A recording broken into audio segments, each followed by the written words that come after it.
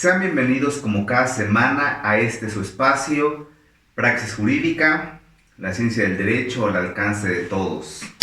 En esta ocasión vamos a hacer la segunda parte, vamos a continuar con el procedimiento contencioso administrativo. Este procedimiento ya lo recuperamos el video pasado, es la continuación. Esto quiere decir que si hay gente que nos ve por vez primera, habría que revisar el video de la semana pasada para que puedan comprender las conclusiones a las que vamos a llegar por medio de este video. Pues sin más, vamos a continuar tratando de recuperar algunos elementos importantes de la plática pasada.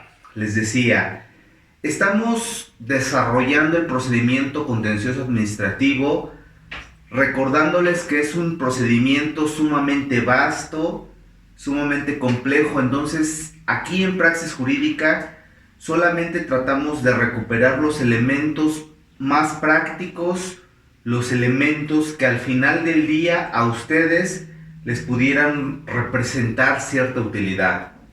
Les decía, en el video pasado hablábamos de agotar el recurso de revisión y el recurso administrativo de inconformidad como requisito indispensable, para entrar al procedimiento contencioso administrativo. El derecho administrativo en este aspecto en específico marca el principio de definitividad. Esto quiere decir que para instar un procedimiento contencioso, ya sea en la esfera de lo federal o ya sea en el ámbito de lo estatal, primero tuvimos que haber agotado el recurso. Salvo algunas excepciones que marcan los códigos, esto quiere decir que son muy pocos los procedimientos o las acciones que nosotros podemos interponer y siendo optativo el recurso administrativo de inconformidad o el recurso de revisión. Bajo este contexto ya tenemos el planteamiento. El escenario hipotético lo planteaba la sesión pasada. Un policía de tránsito en las dos esferas nos interpone una infracción por violentar una disposición de naturaleza vial.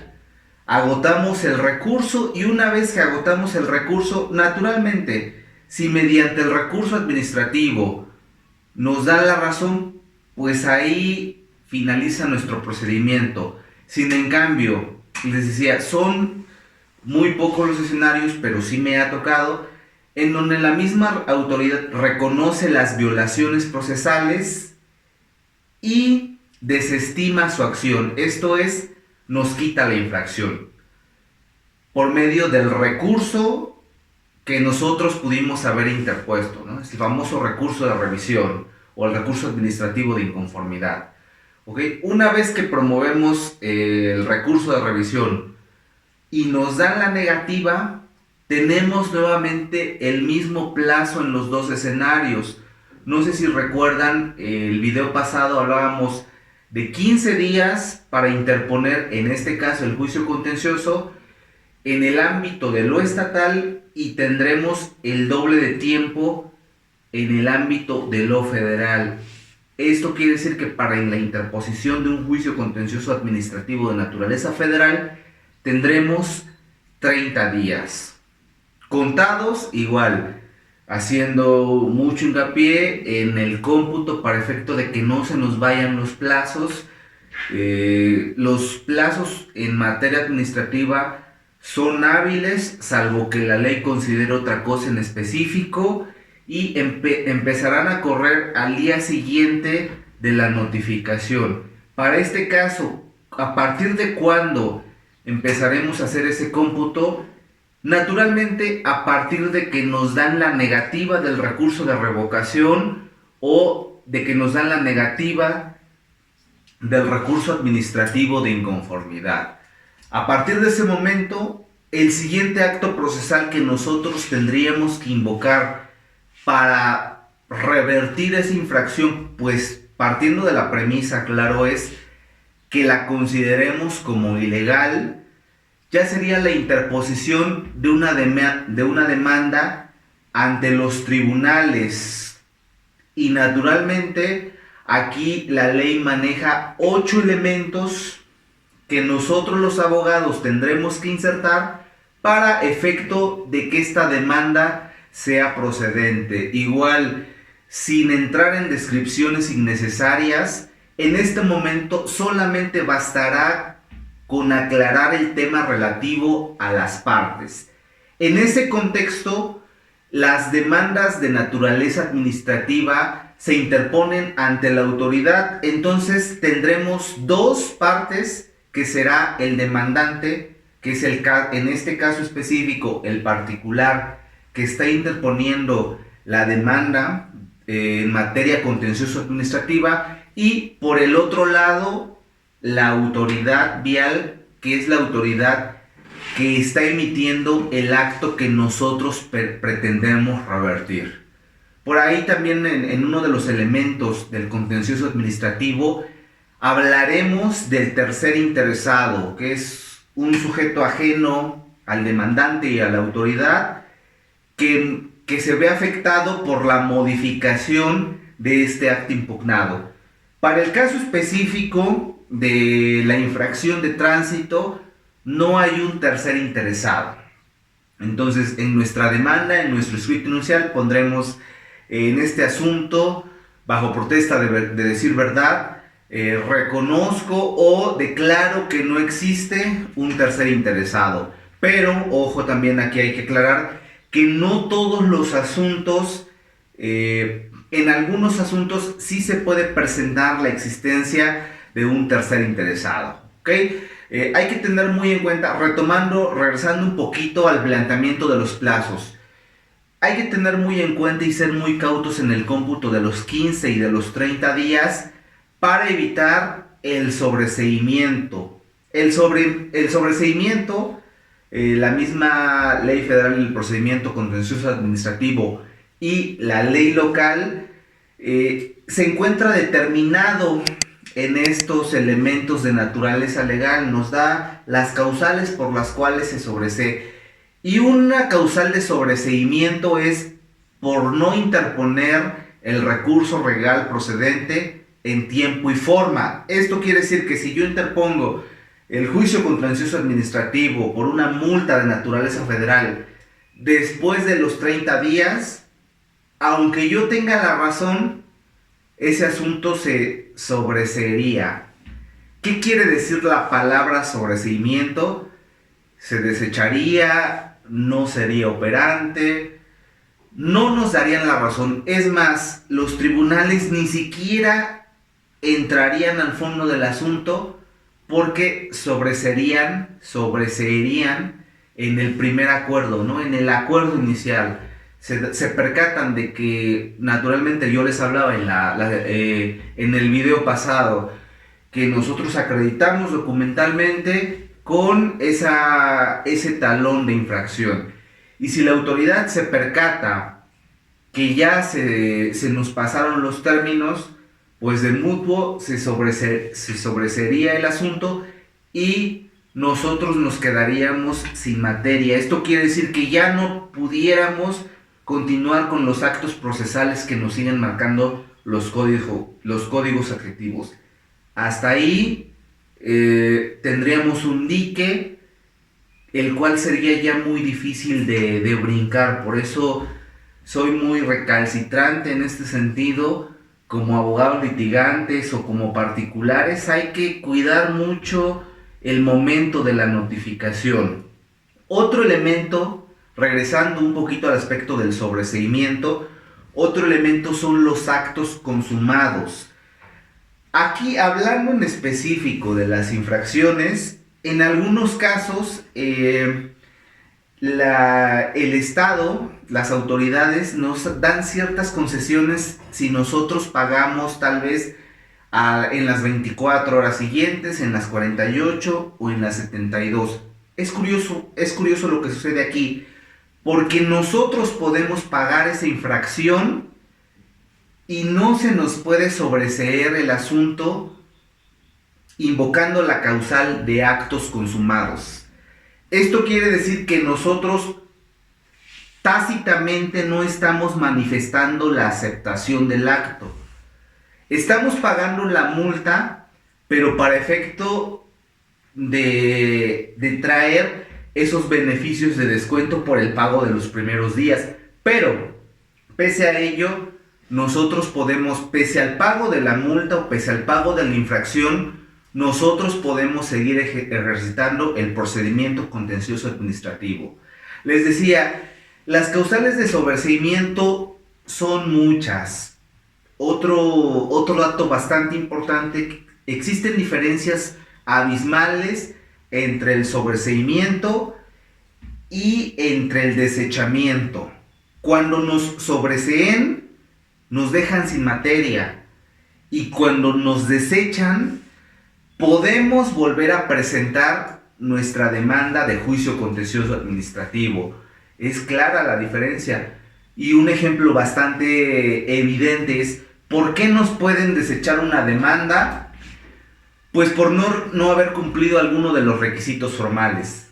¿Qué tenemos que hacer en ese caso? Pues simplemente cumplir con el requisito y ya se dará trámite a la materia. Inclusive algunos tribunales, y esto es mucho a criterio de los magistrados, no desechan de plano. Nos previenen para que dentro de un término legal, que generalmente son 3 días, cumplamos, o nosotros le llamamos subsanemos esta prevención y se dé trámite a nuestra demanda. No nos desechan de plano. Algunos otros tribunales lo hacen de plano. ¿Qué tenemos que hacer? Pues subsanar esa prevención hecha o ese desechamiento y volver a presentarla. Evidentemente, si nos desechan, habremos perdido ese tiempo, ¿no? Esos 15, esos 20 días en lo que nosotros ya pudimos haber intentado otras acciones. Dejamos un poco de lado el sobreseimiento, el desechamiento. ¿Qué podemos alegar? Y esa sería la pregunta sobre la cual va a versar este video. ¿Qué podemos alegar para el caso de que consideremos que una infracción de tránsito es ilegal? Podemos alegar varias cosas, habría que hablar del caso en específico, pero el fundamento legal se encuentra estipulado en el artículo 14 y en el artículo 16 de nuestra ley suprema. Evidentemente, casi todos los actos de autoridad tienen que estar fundamentados y motivados, y es la bastión fundamental sobre la cual nosotros los abogados, naturalmente no es exclusiva, hay miles de argumentos sobre los cuales nosotros podemos trabajar, pero son generalmente los más atacados porque desafortunadamente las autoridades en sus 3 esferas, municipal, estatal o federal, tienen muchos vicios de naturaleza procedimental, y es ahí donde encontramos nosotros como litigantes la veta para restituir la esfera del derecho del demandado. Aclarando de una manera muy simplista, no es lo mismo la falta de fundamentación que la falta de motivación. Ambos elementos en algunos casos se utilizan como términos, como sinónimos, lo cual no es así. Habría que entrar al análisis de fondo del 14 y del 16 de manera respectiva, pero haciendo un bosquejo general, el 14 nos habla para actos privativos y el 16 para actos de molestia de autoridad. El artículo 14 es el que nos posibilita alegar la incompetencia y alegar la ilegalidad de los actos de naturaleza administrativa en este caso específico, porque en otras materias también son invocadas estas violaciones de naturaleza procesal. Muy probablemente, si a nosotros nos infraccionan, el vicio más atacable es la incompetencia, y poniendo en el escenario el ejemplo que veíamos en el video pasado, un policía de tránsito federal pues tiene competencia, válgase la expresión redundante, en el ámbito de lo federal, en caminos y puentes de naturaleza federal. No así en caminos de naturaleza estatal. Y generalmente es ahí donde encontramos el recoveco para alegar una buena defensa. Sucede a la inversa. Un policía de tránsito estatal, por ejemplo, no nos pudiera infraccionar en una carretera que es de competencia o en una autopista que es de competencia federal. Es ahí donde los abogados litigantes encontramos la bastión para alegar la incompetencia. La ilegalidad es un elemento más claro. La ilegalidad se alega mediante los elementos circunstanciales. Ejemplo, si nos dice un policía de tránsito de naturaleza federal que íbamos a exceso de velocidad, ¿cuál será nuestro elemento de ilegalidad?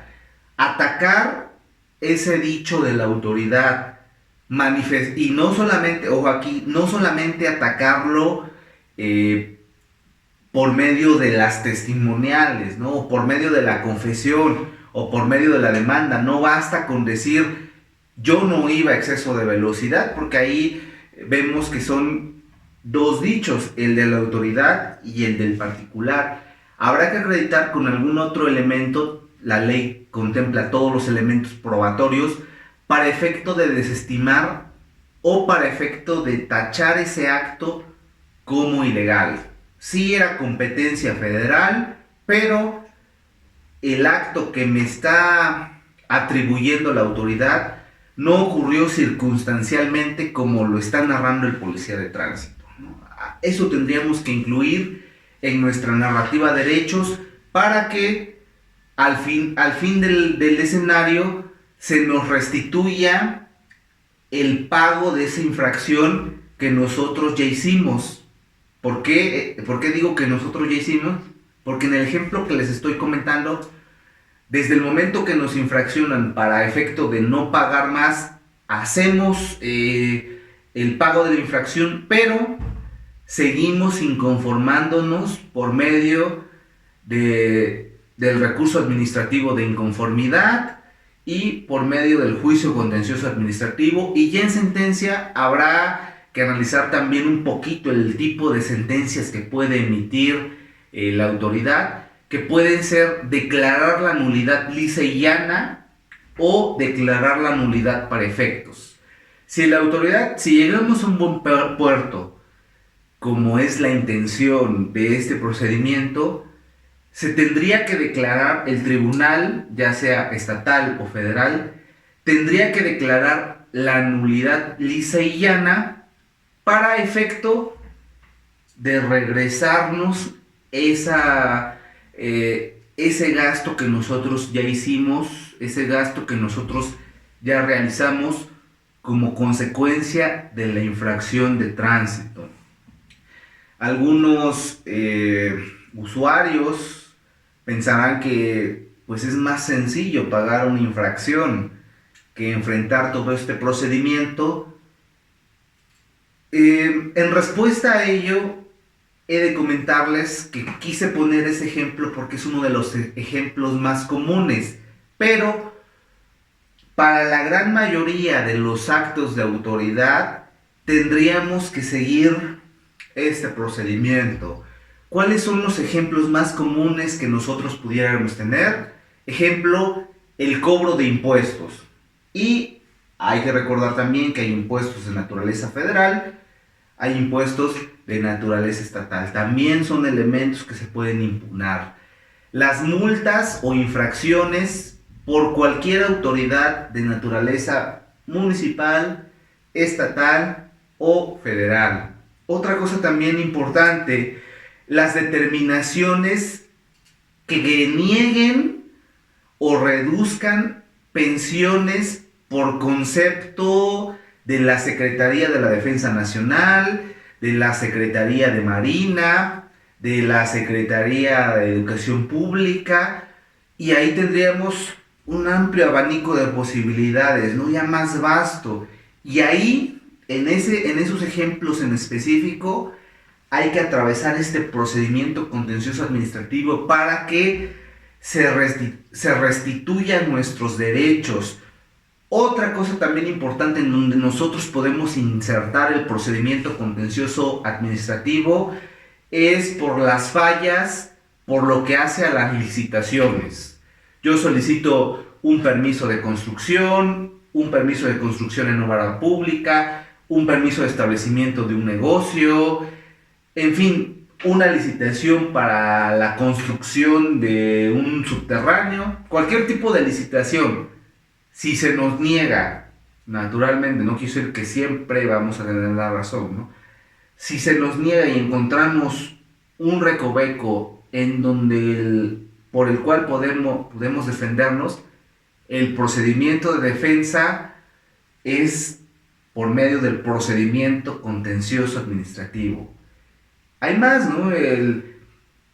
La ley orgánica establece un listado de las acciones que podemos ejercitar, y otra de las últimas, y que es de las más comunes también, sanciones a servidores públicos.